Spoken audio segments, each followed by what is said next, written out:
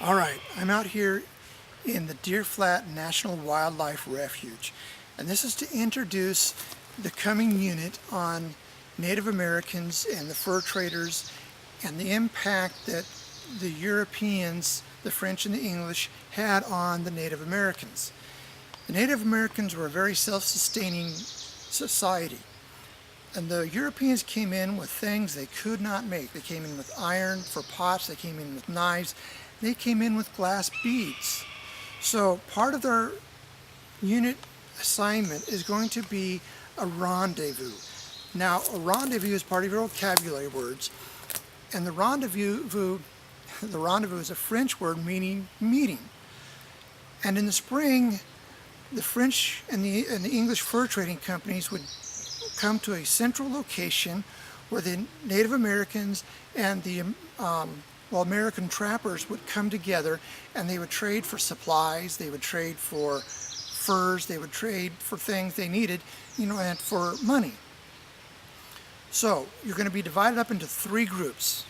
Some of you are going to be representing the trading companies, some of you are going to be representing the Native Americans, and some of you are going to be representing the fur trappers, the mountain men as they're called.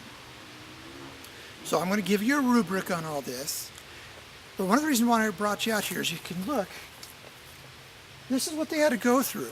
There was no roads, there was no paths, nor what the paths were game trails, this is the start of a game trail, which means that you had to walk through the brush.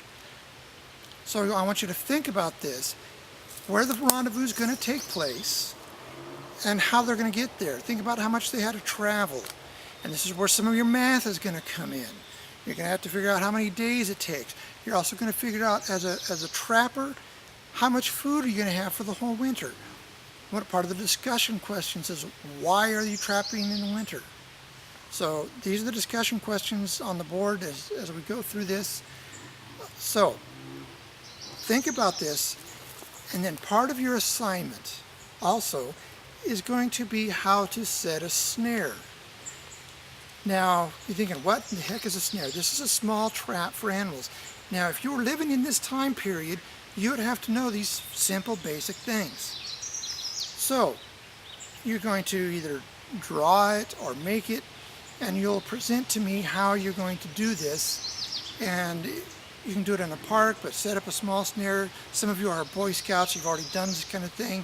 Maybe you can help some of the others who are not, as knowledgeable in this area.